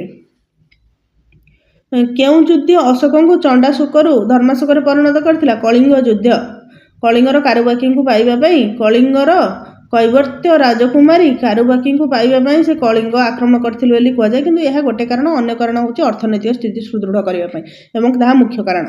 ଅଶୋକ ଚଣ୍ଡାଶୋକରୁ ଧର୍ମାଶୋକରେ ପରିଣତ ହେବାର କାରଣମାନଙ୍କ ମଧ୍ୟରୁ କେଉଁ କାରଣଟି ଯଥାର୍ଥ? ରାଜ୍ୟ ମଧ୍ୟରେ ଶାନ୍ତି ଅହିଂସା ପ୍ରଚାର କରି ଧର୍ମାଶୋକ ହେଲେ ନା? ବୌଦ୍ଧ ଧର୍ମ ଗ୍ରହଣ କରି ପ୍ରଚାର କରି ବୌଦ୍ଧ ଧର୍ମ ଦୀକ୍ଷିତ ହେବା ପରେ ଧର୍ମାଶୋକ ହେଲେ ନା? ଦେଖିବା କାରଣଟି ବର୍ତ୍ତମାନ ଆମେ। ହୃଦୟ ମଧ୍ୟରୁ ନିଷ୍ଠୁରତା ଦୂର କରି ଦୟା ଓ ଅନୁଶୋଚନା ଆତ୍ମପ୍ରକାଶ କରିବାକୁ ଧର୍ମାଶୋକ କହିଲେ। କଳିଙ୍ଗ ଯୁଦ୍ଧ ପରେ ଅଶୋକ କେଉଁ ଧର୍ମ ଗ୍ରହଣ କରିଥିଲେ ତାର ଉନ୍ନତି ଓ ପ୍ରସାର ପାଇଁ ନିଜକୁ ନିୟୋଜନ କରିଥିଲେ ସେ ବୌଦ୍ଧ ଧର୍ମ ଗ୍ରହଣ କରିଥିଲେ ଉପଗୁପ୍ତଙ୍କ ଦ୍ୱାରା ପ୍ରଭାବିତ ହୋଇ। ଅଶୋକ ଧର୍ମ ପ୍ରଚାର ପାଇଁ କେଉଁ ସ୍ଥାନଟିକୁ ନିଜେ ଯାତ୍ରା କରିଥିଲେ କୁଶୀନଗରକୁ ଆଉ ତାଙ୍କର ପୁତ୍ର କନ୍ୟାଙ୍କୁ ସିଂହଳକୁ ପଠାଇଥିଲେ ସଂଘମିତ୍ରା ତାଙ୍କର କନ୍ୟାଙ୍କ ନାଁ। ଅଶୋକ ଯେଉଁ କର୍ମଚାରୀମାନଙ୍କୁ ଧର୍ମ ସ୍ଥାପନ ବିକାଶ ଧର୍ମ ପ୍ରତି ଆକୃଷ୍ଟ କରିବା ପାଇଁ ନିଯୁକ୍ତି ଦେଇଥିଲେ ସେମାନଙ୍କୁ କ'ଣ କୁହାଯାଉଥିଲା ସେମାନଙ୍କୁ ଧର୍ମ ମହାପାତ୍ର କୁହାଯାଉଥିଲା ଆଉ ତାଙ୍କ ପ୍ରଚାରିତ ଯେଉଁ ଧର୍ମକୁ ଧମ୍ମନୀତି ବୋଲିକି ମଧ୍ୟ କୁହାଯାଉଥିଲା। ଧର୍ମ ମହାପାତ୍ର ମାନେ ଲୋକମାନଙ୍କୁ ବୈଦ୍ଧ ଧର୍ମ ପ୍ରତି ଆକୃଷ୍ଟ କରିବା ପାଇଁ ଅଶୋକଙ୍କ କେଉଁ ନୀତିକୁ ବୁଝାଉଥିଲେ ଅଶୋକ ଦେଖନ୍ତୁ ଏଇଠି ଅଛି ଅଶୋକଙ୍କର ଧମ୍ମନୀତିକୁ ବୁଝାଉଥିଲେ। ବୈଦ୍ଧ ଧର୍ମ ପ୍ରଚାର ପାଇଁ ଅଶୋକ କେଉଁ ନାମଧାରୀ କର୍ମଚାରୀଙ୍କୁ ନିଯୁକ୍ତି କରିଥିଲେ ତାହା ହେଉଛନ୍ତି ରାଜୁକ। କର୍ମଚାରୀ ହେଉଛନ୍ତି ରାଜୁକ କିନ୍ତୁ ଧର୍ମ ପ୍ରତି ଆକୃଷ୍ଟ କରିବା ପାଇଁ ଯେଉଁମାନଙ୍କୁ ନିଯୁକ୍ତି ଦେଇଥିଲେ ତାଙ୍କୁ ଧର୍ମ ମହାପାତ୍ର କୁହାଯାଏ। ଧର୍ମ ପ୍ରଚାର ପାଇଁ ଯେଉଁମାନଙ୍କୁ ଦେଇଥିଲେ ସେମାନଙ୍କୁ ରାଜୁକ କୁହାଯାଏ କିନ୍ତୁ ଧର୍ମ ପ୍ରତି ଆକୃଷ୍ଟ ଯେଉଁମାନେ କରିଥିଲେ ସେମାନଙ୍କୁ ଧର୍ମ ମହାପାତ୍ର ବୋଲିକି ମଧ୍ୟ କୁହାଯାଏ। କେଉଁ ଜନହିତର କାର୍ଯ୍ୟ ଅଶୋକ ପ୍ରଜାମଙ୍ଗଳ ପାଇଁ କରିଥିଲେ ଯାତାୟାତ ପାଇଁ ରାସ୍ତାମାନ ନିର୍ମାଣ ରାସ୍ତାକଡ଼ରେ ଛାୟା ପ୍ରଦାନ କରି ବୃକ୍ଷ ପ୍ରଦାନ ସେ କରିଥିଲେ।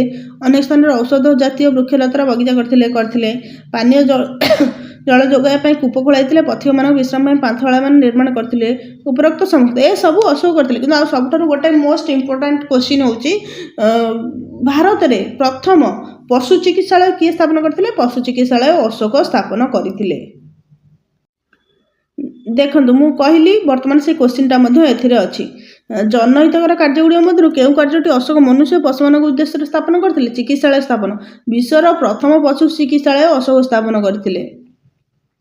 ଅଶୋକଙ୍କ ପ୍ରଚେଷ୍ଟାରେ କେଉଁ ଅଞ୍ଚଳର ଲୋକମାନଙ୍କ ମଧ୍ୟରେ ଭ୍ରାତୃତ୍ୱ ଅହିଂସା ଶାନ୍ତି ପ୍ରଭୃତି ମାନବିକ ନୀତିମାନଙ୍କର ମୂଳଭିତ୍ତି ସ୍ଥାପନ କରାଯାଇଥିଲା ପଶ୍ଚିମ ଏସିଆରେ ଏସିଆର ଯେଉଁ ପଶ୍ଚିମ ଭାଗ ରହିଛି। ଅଶୋକ ବୌଦ୍ଧ ଧର୍ମ ପ୍ରଚାର ପାଇଁ ଯେଉଁ ଯାତ୍ରା କରିଥିଲେ ତାଙ୍କ ନିମ୍ନଙ୍କ ମଧ୍ୟରୁ କେଉଁ ଯାତ୍ରା ବୋଲିକିରି ତାକୁ କୁହାଯାଉଛି ତାକୁ ଧର୍ମଯାତ୍ରା ଅର୍ଥାତ୍ ଧର୍ମ ପ୍ରଚାର ପାଇଁ ଯାତ୍ରା କରିଥିଲେ। ଅଶୋକଙ୍କ ସମୟରେ ସାଧାରଣ ଲୋକମାନେ କେଉଁ କାରଣ ପାଇଁ ବୌଦ୍ଧ ଧର୍ମ ପ୍ରତି ଆକୃଷ୍ଟ ହୋଇ ଏହି ଧର୍ମ ଗ୍ରହଣ କରିଥିଲେ ଲୋକମାନଙ୍କୁ ଅଶୋକ ଧର୍ମ ଗ୍ରହଣ କରିବା ବାଧ୍ୟ କରାଇଥିଲେ ନା ରାଜକର୍ମଚାରୀ ବୌଦ୍ଧ ଧର୍ମ ଗ୍ରହଣ ପାଇଁ ପ୍ରଲୋଭିତ କରିଥିଲେ ନା ଅଶୋକ ବୌଦ୍ଧ ଧର୍ମର ପ୍ରଧାନ ପୀଠସ୍ଥଳୀକୁ ଯାତ୍ରା କରିବା ଦ୍ୱାରା ଲୋକମାନେ ଆକୃଷ୍ଟ ହେଲେ ଅର୍ଥାତ୍ ସେ ରାଜା ଯେତେବେଳେ ଯାଉଛନ୍ତି ରାଜାଙ୍କୁ ପ୍ରଜା ଅନୁସରଣ କରିବେ ନା ନାହିଁ ଅନୁସରଣ କରିଥିଲେ। ଓଡ଼ିଶାର ବୌଦ୍ଧ ଧର୍ମର ଶିଳାଲେଖ କେଉଁ ସ୍ଥାନମାନଙ୍କ ମଧ୍ୟରେ ଦେଖିବାକୁ ମିଳେ ଜଉଗଡ଼ର ରହିଛି ଗଞ୍ଜାମର ଜଉଗଡ଼ ରହିଛି ସେ ଜଉଗଡ଼ରେ ବୌଦ୍ଧ ଧର୍ମର ଶିଳାଲେଖ ବୋଲି କହିଲେ ଶିଳା ହେଉଛି ପଥର ଲେଖା ହେଇଥିବ ସେ ଗଞ୍ଜାମର ଜଉଗଡ଼ ପାହାଡ଼ରେ ପଥର ଉପରେ ବୌଦ୍ଧ ଧର୍ମ ସମ୍ପର୍କରେ ଲେଖା ହେଇଛି ତାହାକୁ ବୌଦ୍ଧ ଧର୍ମର ଶିଳାଲେଖ ବୋଲିକିରି କୁହାଯାଏ। ଅଶୋକଙ୍କ ନିର୍ଦ୍ଦେଶରେ ଶିଳା ଓ ସ୍ତମ୍ଭମାନଙ୍କରେ ଖୋଦିତ ଲେଖାଗୁଡ଼ିକ ପ୍ରଜା ରାଜକର୍ମଚାରୀଙ୍କ ପ୍ରତି ଉଦ୍ଦିଷ୍ଟ ଅନୁଶାସନ ସେହି ଅନୁଶାସନ ଗୁଡ଼ିକର କେଉଁ ବିବରଣୀ ପ୍ରଦାନ କରାଯାଇଥାଏ ଯେଉଁ ଲେଖାଯାଇଥାଏ ସେଇ ଶିଳାରେ କେଉଁ ଅନୁଶାସନ ପ୍ରଦାନ କରାଯାଇଛି। ଶାସନଗତ ଆଇନ ଓ କାର୍ଯ୍ୟଦକ୍ଷତା ରାଜାଙ୍କ ନୀତି କାର୍ଯ୍ୟକଳାପ ରାଜାଙ୍କ ଶାସନ ନୀତି ଓ କାର୍ଯ୍ୟକଳାପ ପ୍ରଶାସନଗତ ନୀତି କାର୍ଯ୍ୟକଳାପ କର୍ତ୍ତବ୍ୟ ପ୍ରତି ସଚେତନ ପ୍ରଶାସନଗତ ନୀତି କାର୍ଯ୍ୟକଳାପ କର୍ତ୍ତବ୍ୟ ପ୍ରତି ସଚେତନତା ଲେଖାଯାଇଛି। ଆଫଗାନିସ୍ତାନ ଉତ୍ତରର ଆମୁଦରିଆ ନଦୀ ଏଇଟା ଯେଉଁ ଲେଖାଯାଇଛି ଭୁଲ ପ୍ରିଣ୍ଟିଂ ଅଛି ଆମୁଦରିଆ ନଦୀ ଦକ୍ଷିଣରେ ଅବସ୍ଥିତ ବ୍ୟାକ୍ଟ୍ରିଆ ରାଜ୍ୟରେ କେଉଁମାନେ ଶାସନ କରୁଥିଲେ ସେଠାରେ ଗ୍ରୀସ୍ ମାନେ ଶାସନ କରୁଥିଲେ। ଆମୁଦରିଆ ନଦୀ ବ୍ୟାକ୍ଟ୍ରିଆରେ ଗ୍ରୀସ୍ ମାନେ। ଦ୍ୱିତୀୟ ଶତାବ୍ଦୀରେ କେଉଁମାନେ ପ୍ରଥମେ ଭାରତକୁ ଆକ୍ରମଣ କରିଥିଲେ ପ୍ରଥମେ ବ୍ୟାକ୍ଟ୍ରିଆ ଗ୍ରୀକ୍ ମାନେ ଆକ୍ରମଣ କରିଥିଲେ। ବ୍ୟାକ୍ଟ୍ରିଆ ରାଜ୍ୟରେ ଶାସନ କରୁଥିବା ଗ୍ରୀକ୍ ମାନେ କେଉଁମାନେ ଚାଷରେ ସେମାନେ ଭାରତ ଆସିବାକୁ ବାଧ୍ୟ ହୋଇଥିଲେ ସେମାନେ ହେଉଛନ୍ତି କ'ଣ ଶକ ଚାଷରେ ନୁହେଁ ଚାପରେ ବ୍ୟାକ୍ଟ୍ରିଆ ରାଜ୍ୟରେ ଶାସନ କରୁଥିବା ଗ୍ରୀକ୍ ମାନେ କେଉଁମାନେ ଚାପରେ ଭାରତ ଆସିବାକୁ ବାଧ୍ୟ ହୋଇଥିଲେ ଶକ। କେଉଁ କାରଣ ଯୋଗୁଁ ଚୀନକୁ ଶକମାନେ ପ୍ରବେଶ କରିପାରିନଥିଲେ ଚୀନରେ ସେତେବେଳେ ବଡ଼ ପ୍ରାଚୀର ଥିଲା ବର୍ତ୍ତମାନ ମଧ୍ୟ ଅଛି ଧୀରେ ଧୀରେ ଅଧା ଭାଙ୍ଗିଗଲାଣି। ଚୀନବାସୀ ଅବରୋଧ କରିନଥିଲେ ନା ଚୀନବାସୀ ଶାସକ ବାଧା ଦେବାର ନା ଚୀନବାସୀ ଶକ୍ତିଶାଳୀ ହେବାର ନା ସେଠି ବହୁତ ବଡ଼ ପ୍ରାଚୀର ଅଛି ସମଗ୍ର ଚୀନ ଦେଶର ଚାରିପାଖରେ ଯେଉଁ ପ୍ରାଚୀରକୁ ଭେଦ କରିବା ବହୁତ କଷ୍ଟକର। ବ୍ୟାକ୍ଟ୍ରିଆରେ ଶାସନ କରୁଥିବା ଗ୍ରୀକ୍ ମାନେ କେଉଁ କାରଣ ପାଇଁ ଭାରତର ଉତ୍ତର ପଶ୍ଚିମାଞ୍ଚଳକୁ ଅଧିକାର କରିବାକୁ ସହଜ ହୋଇଥିଲା ଅଶୋକଙ୍କ ଦୁର୍ବଳ ଉତ୍ତରାଧିକାରୀମାନେ ପ୍ରତିରୋଧ କରିନଥିଲେ। ଅଶୋକଙ୍କ ପରେ ପରେ ଧୀରେ ଧୀରେ ସେମାନଙ୍କ ମଧ୍ୟରେ ଗୃହ ବିବାଦ ଲାଗିଥିଲା ଏବଂ ତାଙ୍କର ଉତ୍ତରାଧିକାରୀମାନେ ସେମାନେ ଦୁର୍ବଳ ହୋଇପଡ଼ିଥିଲେ ଯାହାଫଳରେ କି ବ୍ୟାକ୍ଟ୍ରିଆ ଗ୍ରୀକ୍ ମାନେ ଆକ୍ରମଣ କରିଥିଲେ। ଗ୍ରୀକ୍ ଶାସନକର୍ତ୍ତାମାନଙ୍କ ମଧ୍ୟରେ କିଏ ପ୍ରମୁଖ ଥିଲେ ପ୍ରମୁଖ କହିଲେ ମୁଖ୍ୟ ସେ ହେଉଛନ୍ତି ମେନେଣ୍ଡର। ଗ୍ରୀକ୍ ଶାସନକର୍ତ୍ତାମାନଙ୍କ ମଧ୍ୟରୁ କିଏ ବୌଦ୍ଧ ଧର୍ମରେ ଦୀକ୍ଷିତ ହୋଇଥିଲେ ସେ ହେଉଛନ୍ତି ମେନେଣ୍ଡର। ବୌଦ୍ଧ ଧର୍ମରେ ମେନେଣ୍ଡର ଆଉ ନାଗାର୍ଜୁନ ମିଶିକିରି ଆଲୋଚନା କରିଥିଲେ ଗୋଟେ ପୁସ୍ତକ ରଚନା ହୋଇଥିଲା। କେଉଁ ବୌଦ୍ଧ ଗୁରୁଙ୍କଠାରୁ ମେନେଣ୍ଡର ବୌଦ୍ଧ ଧର୍ମ ଗ୍ରହଣ କରିଥିଲେ? ସେ ହେଉଛନ୍ତି ନାଗାର୍ଜୁନ। ମେନେଣ୍ଡର ଲୋକମାନେ ଆଉ କେଉଁ ନାମରେ ନାମିତ ହୋଇଥିଲେ? ମିଳିନ୍ଦ। ମେନେଣ୍ଡର ଆଉ ନାଗାର୍ଜୁନ ବୌଦ୍ଧ ଧର୍ମ ସମ୍ପର୍କରେ ଯେଉଁ ଆଲୋଚନା କରି ଯେଉଁ ପୁସ୍ତକ ଲେଖିଥିଲେ ସେ ପୁସ୍ତକର ନାଁ ହେଉଛି ମିଳିନ୍ଦ ପନହ। ବାରବରା ପାହାଡ଼ ଉପରେ ବସିକି ସେମାନେ ଆଲୋଚନା କରିଥିଲେ। ଅଶୋକ ବୌଦ୍ଧ ଧର୍ମର ପ୍ରଚାର ଓ ପ୍ରସାର କରିବା ପାଇଁ ନିଜ ପୁତ୍ର କନ୍ୟାଙ୍କୁ କେଉଁ ଦେଶକୁ ପଠାଇଥିଲେ? ସିଂହଳ, ବର୍ତ୍ତମାନର ଯାହାକୁ ଆମେ ସିଲୋନ ବା ଶ୍ରୀଲଙ୍କା ବୋଲି କହୁଛେ। ବ୍ରହ୍ମ ଦେଶରେ ବୌଦ୍ଧ ଧର୍ମର ପ୍ରଚାର ପ୍ରସାର ଘଟାଇବା ପାଇଁ ଅଶୋକ ନିମ୍ନୋକ୍ତ ବ୍ୟକ୍ତିମାନଙ୍କ ମଧ୍ୟରୁ କାହାକୁ ପ୍ରେରିତ କରିଥିଲେ? ଶୋଣ ଆଉ ଉଭର, ତାଙ୍କର 2 ଜଣ ଶିଷ୍ୟକୁ। ଅଶୋକ ନିର୍ମାଣ କରାଯାଇଥିବା ବିଭିନ୍ନ ପ୍ରାସାଦ, ସ୍ତୂପ, ସ୍ତମ୍ଭ ବୌଦ୍ଧ ବିହାରମାନଙ୍କ ମଧ୍ୟରୁ କେଉଁ ସ୍ତମ୍ଭ ପ୍ରଧାନ ଅଟେ? ଏଥିରେ ଏଇ ଯେଉଁ ସ୍ତମ୍ଭ ଅଛି ଏ ସ୍ତମ୍ଭ ମଧ୍ୟରୁ ସାରନାଥର ସ୍ତମ୍ଭ ପ୍ରଧାନ ଅଟେ। ଦେଖନ୍ତୁ ଏଇଟାରେ ତାର ଉତ୍ତର ଅଛି ଯେଉଁ ସ୍ତମ୍ଭମାନଙ୍କ ମଧ୍ୟରୁ ସାରନାଥର ସ୍ତମ୍ଭ ପ୍ରମୁଖ ଅଟେ। ଅଶୋକ ସ୍ତମ୍ଭର ଉଚ୍ଚତା କେତେ? ଅଶୋକ ସ୍ତମ୍ଭର ଉଚ୍ଚତା 2.15 ମିଟର। এই কোশ্চিনটি ବାରମ୍ବାର ଆସିଥାଏ। ତେଣୁକରି ଅଶୋକ ସ୍ତମ୍ଭର ଉଚ୍ଚତା କେତେ? 2.15 ମିଟର। ଅଶୋକ ସ୍ତମ୍ଭରେ ପଶୁମାନଙ୍କ ମଧ୍ୟରୁ କେଉଁ ପଶୁମାନେ ସ୍ଥାନ ପାଇଛନ୍ତି? ପ୍ରଶ୍ନ ଆସେ ଅଶୋକ ସ୍ତମ୍ଭରେ ଯେଉଁ ପଶୁମାନେ ଅଛନ୍ତି ସେମାନଙ୍କ ମଧ୍ୟରୁ କେଉଁ ପଶୁ ଦେଖାଯାଏ ନାହିଁ? ସେଥିରେ ଯଦି ହରିଣ ଥିବ ହରିଣ ହିଁ ଦେଖାଯାଏ ନାହିଁ। ସେଥିରେ କେଉଁ କେଉଁ ପଶୁ ରହିଛନ୍ତି? ସେଥିରେ ସିଂହ, ଅଶୋକଙ୍କ ଯେଉଁ ସାରନାଥର ସ୍ତମ୍ଭ ସେଥିରେ ସିଂହ, ଘୋଡ଼ା, ହାତୀ, ଷଣ୍ଢ ଏହିସବୁ ପଶୁମାନେ ରହିଥିବାର ଦେଖାଯାଏ। ଅଶୋକ ସ୍ତମ୍ଭରେ ଥିବା ଚକ୍ରଟିକୁ ଧର୍ମଚକ୍ର କହନ୍ତି। ଏହାର କାରଣ ପ୍ରତୀକ ଅଟେ। ଏଇ ଯେଉଁ ଧର୍ମଚକ୍ର ଏହା ସତ୍ୟର ପ୍ରତୀକ ଅଟେ। ଅଶୋକ ସ୍ତମ୍ଭରେ କେତୋଟି ଅର ରହିଛି? ଅଶୋକ ସ୍ତମ୍ଭରେ 24ଟି ଅର ରହିଛି। ଅର ବୋଲିକିରି କହିଲେ କ'ଣ? ଏମିତି ଚକ ହେଇଥିବ, ଚକ ମଝିରେ ଗୋଲ ଅଛି, ଏ ଯେଉଁ ଗୋଟେ ଏମିତି ଯେଉଁ ଲାଗିଥାଏ ଯାହାକୁ ସାଇକେଲରେ ଆମେ ସ୍ପୋକ୍ ଯେମିତି କହୁନି କି, ତ ସେମିତି ସେଗୁଡ଼ିକୁ ଅର କୁହାଯାଏ। କେତୋଟି ଅର ରହିଛି? ନା 24ଟି। ଅଶୋକ ସ୍ତମ୍ଭରେ ଥିବା ସିଂହ ଚକ୍ର ବର୍ତ୍ତମାନ ଭାରତରେ କେଉଁଥିରେ ସ୍ଥାନ ପାଇଛି? ଭାରତର ଜାତୀୟ ପତାକାରେ ସ୍ଥାନ ପାଇଛି। ଦେଖିବା, ଅଶୋକ ସ୍ତମ୍ଭରେ ଥିବା ସିଂହକୁ ଜାତୀୟ ସଂକେତ ରୂପେ ଗ୍ରହଣ କରାଯାଇଛି, ଠିକ୍। ଅଶୋକ ସ୍ତମ୍ଭରେ ଥିବା ଚକ୍ରକୁ ଜାତୀୟ ପତାକାରେ ସ୍ଥାନ ପାଇଛି, ଠିକ୍। ଅଶୋକ ସ୍ତମ୍ଭରେ ଥିବା ସିଂହ ଚିହ୍ନଟି ଭାରତୀୟ ମୁଦ୍ରାମାନଙ୍କରେ ସ୍ଥାନ ପାଇଛି, ଠିକ୍। ଏହି ସମସ୍ତ ଚିହ୍ନ ସ୍ଥାନ ପାଇଛି ଭାରତୀୟ ଜାତୀୟ ବିଭିନ୍ନ ପ୍ରତୀକମାନଙ୍କ ମଧ୍ୟରେ। କେଉଁ ଗ୍ରନ୍ଥରେ ଚାଣକ୍ୟ ମୌର୍ଯ୍ୟ ସାମ୍ରାଜ୍ୟର ଶାସନ ପଦ୍ଧତି, ଅର୍ଥନୀତି ଓ ନୀତିଶାସ୍ତ୍ର ସମ୍ପର୍କରେ ବର୍ଣ୍ଣନା କରିଛନ୍ତି? ଏହା ହେଉଛି ଚାଣକ୍ୟଙ୍କର ଅର୍ଥଶାସ୍ତ୍ର। ସେ ସମୟରେ ସେ ଥିଲେ ଅର୍ଥଶାସ୍ତ୍ର ସେ ରଚନା କରିଥିଲେ। କିଏ ଇଣ୍ଡିକା ନାମକ ପୁସ୍ତକରେ ଭାରତବର୍ଷର ମୌର୍ଯ୍ୟ ଶାସନ ପଦ୍ଧତି, ଭାରତୀୟ ସମାଜର ସାମାଜିକ ତଥା ଅର୍ଥନୈତିକ ଅବସ୍ଥା ସମ୍ପର୍କରେ ବିଶଦ ବିବରଣୀ ପ୍ରଦାନ କରିଛନ୍ତି? ସେ ହେଉଛନ୍ତି ମେଗାସ୍ଥେନିସ୍। ମେଗାସ୍ଥେନିସ୍ଙ୍କୁ ସେଲ୍ୟୁକସ୍ ନିକ୍ତାର ପଠାଇଥିଲେ ଚନ୍ଦ୍ରଗୁପ୍ତଙ୍କ ଯେଉଁ ଦରବାରକୁ ସେ ଇଣ୍ଡିକା ଗ୍ରନ୍ଥ ରଚନା କରିଛନ୍ତି ଏବଂ 5 ବର୍ଷ କାଳ ଭାରତରେ ସେ ରହିଥିଲେ ମଗଧ ସାମ୍ରାଜ୍ୟରେ। ଖ୍ରୀଷ୍ଟପୂର୍ବ 2ୟ ଶତାବ୍ଦୀରେ କେଉଁ ଅଞ୍ଚଳକୁ ଏକାଧିକ ବୈଦେଶିକ ଜାତି ଆକ୍ରମଣ କରିଥିଲେ? ଉତ୍ତର ପଶ୍ଚିମ ଭାରତକୁ। ଉତ୍ତର ପଶ୍ଚିମ ଭାରତ ବୋଲିକିରି